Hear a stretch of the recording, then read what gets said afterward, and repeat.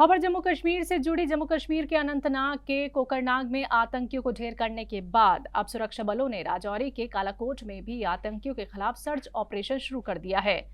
आपको बता दें कि राजौरी में सोमवार शाम से ही आतंकियों और सेना के बीच मुठभेड़ चल रही है, जो अब भी जारी है। बताया जा रहा है कि कालाकोट इलाके में संदिग्धों की सूचना मिलने के बाद सेना, सुरक्षा बलों और जम्मू कश्मीर पुलिस ने मिलकर यह संयुक्त ऑपरेशन शुरू किया है। सुरक्षा बलों का कहना है कि इस इलाके में 2 आतंकी छुपे हुए हैं। आतंकियों पर पैनी निगाहें रखने के लिए तकनीक का इस्तेमाल भी किया जा रहा है। भागने के सभी संभावित रास्तों को बंद करने के लिए अतिरिक्त बल को भी लगाया गया है।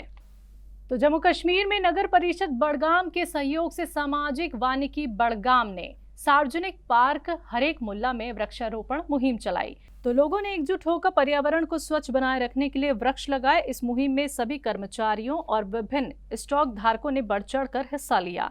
इसके साथ ही सामाजिक वानिकी विभाग के अधिकारियों ने लोगों को मुफ्त पौधे देने की भी बात कही। आज का प्रोग्राम डिस्ट्रिक्ट एडमिनिस्ट्रेशन के हदायत के मुताबिक हमने आज इस प्रोग्राम को यहाँ अंजाम दे दिया है।